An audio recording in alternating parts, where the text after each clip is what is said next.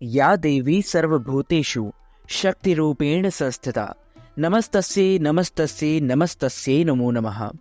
माँ दुर्गा की नव शक्ति का दूसरा स्वरूप माँ ब्रह्मचारिणी है। यहाँ ब्रह्म का अर्थ तपस्या से है।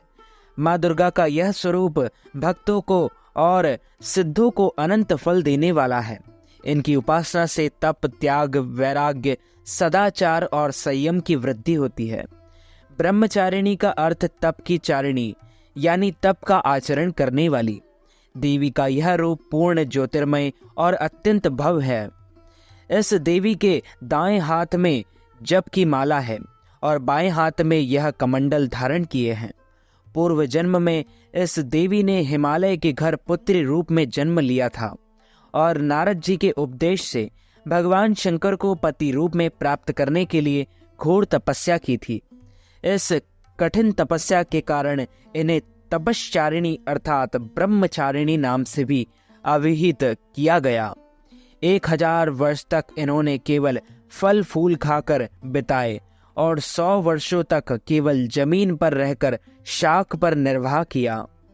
कुछ दिनों तक कठिन उपवास रखे और खुले आकाश के नीचे वर्षा और धूप के घोर कष्ट सहे। 3000 वर्षों तक टूटे हुए बिल्व पत्र खाए और भगवान शंकर की आराधना करती रही। इसके बाद तो उन्होंने खुले बिल्व पत्र खाना भी छोड़ दिए।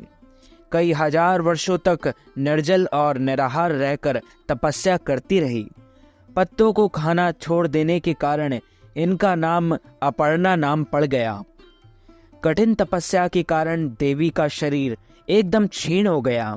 देवता, ऋषि, सिद्धगण, मुनि सभी ने ब्रह्मचारिणी की तपस्या को अभूतपूर्व पुण्य कृत्य बताया, सराहना की और कहा, हे देवी, आज तक किसी ने इस तरह की कठोर तपस्या नहीं की। यह तुम्ही से ही संभव थी।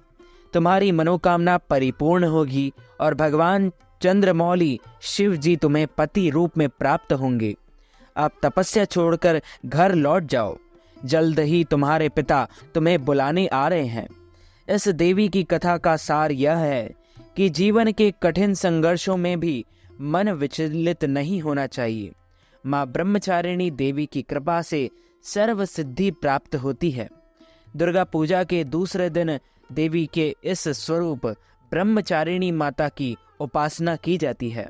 देवी ब्रह्मचारिणी की पूजा करते समय सबसे पहले हाथों में एक फूल लेकर उनका ध्यान करें। इसके बाद देवी को पंचामृत से स्नान कराएं। फिर अलग अलग तरह के फूल, अक्षत, कुमकुम, सिंदूर अर्पित करें। देवी को सफ़ेद और सुगंधित फूल चढ़ाएं। इसके अलावा कमल का फूल भी देवी माँ को चढ़ाएं और इन मंत्रों से प्रार्थना करें। या देवी सर्वभूतेषु माँ ब्रह्मचारिणी रूपेण संस्थिता नमस्तस्यै नमस्तस्यै नमस्तस्यै नमो नमः। इसके बाद देवी माँ को प्रसाद चढ़ाएं और आचमन करवाएं। प्रसाद के बाद 5 सुपारी भेंट करें और प्रदक्षिणा करें, यानी 3 बार अपनी ही जगह खड़े होकर घूमें। प्रदक्षिणा के बाद घी व कपूर मिलाकर देवी की आरती करें। इन सब के बाद क्षमा प्रार्थना करें और प्रसाद बांट दें। प्रत्येक सर्वसाधारण के लिए आराधना योग्य यह श्लोक सरल और स्पष्ट है। माँ जगदम्बे की भक्ति पाने के लिए इसे कंठस्थ कर नवरात्रि में द्वितीय दिन इसका जाप करना चाहिए। तो मित्रों, हमारे इस ज्ञानवर्धक वीडियो को आप अधिक से अधिक लोगों को शेयर कीजिएगा, लाइक कीजिएगा, कमेंट कीजिएगा और यदि आपने सब्सक्राइब नहीं किया है तो सब्सक्राइब करके बेल आइकन को भी ऑन कर लीजिए। ऐसे ही नए नए वीडियो देखने के लिए आप सभी को सादर जय श्री कृष्ण, सादर जय माता दी।